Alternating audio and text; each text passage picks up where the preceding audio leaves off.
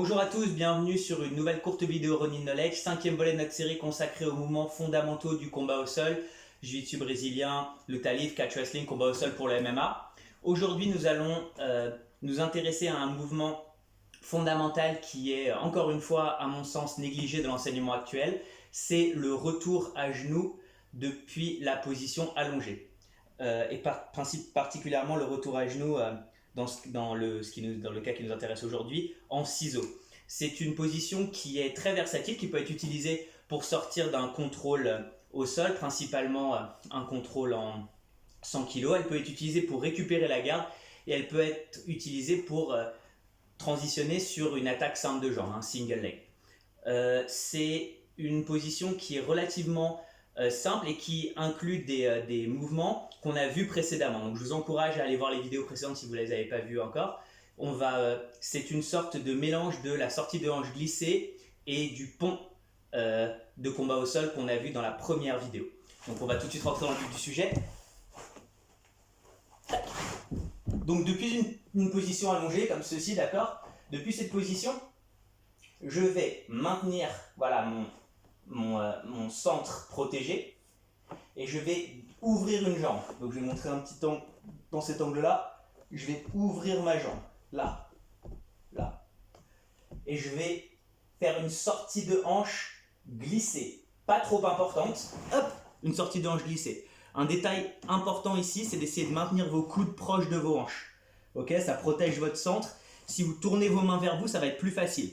D'accord, gardez le dos relativement droit si vous pouvez. En tout cas, la colonne vertébrale assez neutre. Et maintenant, je vais faire, regardez, un ciseau de jambe. Hop, ici. Je recommence, je vais faire un ciseau de jambe. J'essaye le plus possible, autant que faire se peut, de garder le quatrième orteil au sol. Tac. Et maintenant, je vais revenir à genoux. Et regardez, j'arrive immédiatement dans une position athlétique. Encore une fois, j'essaie de maintenir mon quatrième orteil au sol plutôt que d'être là, ici. Essayez de ne pas avoir vos pieds comme ceci, à moins que vous ayez de très grandes jambes. Mais plutôt là, vous allez avoir plus de force pour pousser.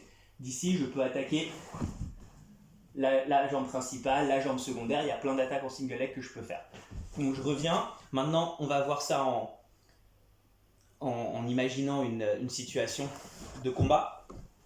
Mon adversaire me contrôle en 100 kg ici. Je suis en train de me défendre. Je vais faire un premier pont léger pour rentrer ma main à l'intérieur en underhook. Donc je fais mon premier pont. Hop, je rentre ma main à l'intérieur.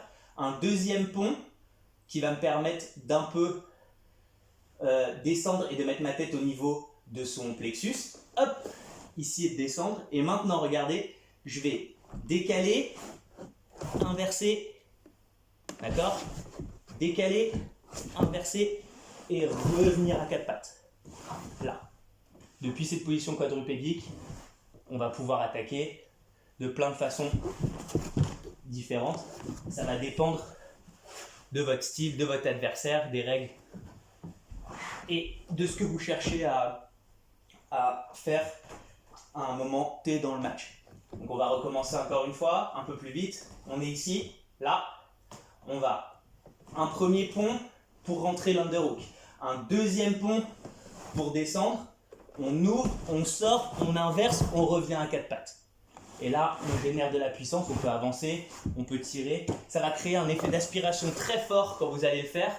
Vous allez voir que la jambe de votre adversaire, même s'il a un whizzer, c'est-à-dire même s'il a un contrôle autour de votre bras, il va avoir beaucoup de mal à mettre du poids sur vous, il va même se sentir aspiré, il va perdre l'équilibre. C'est pour ça aussi que cette position est aussi importante. Elle peut aussi être utilisée, comme j'ai dit, pour récupérer la garde. Donc imaginons que mon adversaire est devant moi, d'accord ? Il commence à passer en toreando, d'accord, en utilisant mon pantalon pour passer, ou si on est sans kimono, en utilisant une poussée sur mes genoux et en mettant de la pression à travers son mouvement. Il passe, et là d'ici, qu'est-ce que je vais faire ? Je vais tout de suite, mon adversaire commence à repousser mes jambes, je vais venir hop, me décaler. Donc il commence à pousser mes jambes, je vais venir me décaler, inverser, revenir, et de là regarder. Depuis cette position, plutôt que d'essayer de rentrer dans ses jambes, qui est tête du match, je vais pouvoir revenir en garde d'emmêlement de jambes, d'ashigarami. Monter, hop, et redescendre à l'intérieur. On va refaire ça en vitesse un peu plus réelle. Mon adversaire commence à passer, hop, je reviens et je rentre. Vous avez vu, ça rajoute encore un autre mouvement qu'on a vu dans une vidéo précédente qui est le déplacement et la dextérité en position assise. D'accord, là. Donc voilà, c'est une autre utilité de ce mouvement.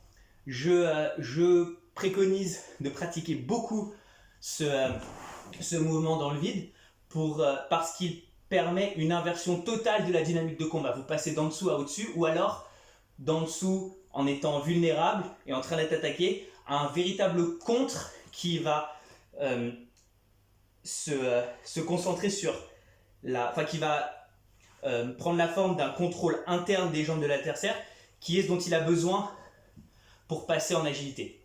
Donc ce mouvement-là, vous pouvez le pratiquer de concert avec les autres. Vous commencez déjà à avoir une petite ossature là d'en dessous, on verra les mouvements au-dessus un peu plus tard pour commencer à faire votre propre shadow grappling. Avec ça, vous allez pouvoir être efficace si vous le travaillez tous les jours et à la fin de cette crise du coronavirus pendant laquelle la vidéo a été tournée, vous n'allez pas avoir perdu l'ossature de votre sol. Et donc, vous aurez un peu moins perdu de timing, voire pas du tout, et vous allez peut-être améliorer votre gestuelle, la gestuelle qui est le reflet aussi de la qualité de la technique une fois qu'elle est appliquée. Donc voilà, je vous remercie beaucoup, restez fort pour le coronavirus et on se parle bientôt. Allez, os.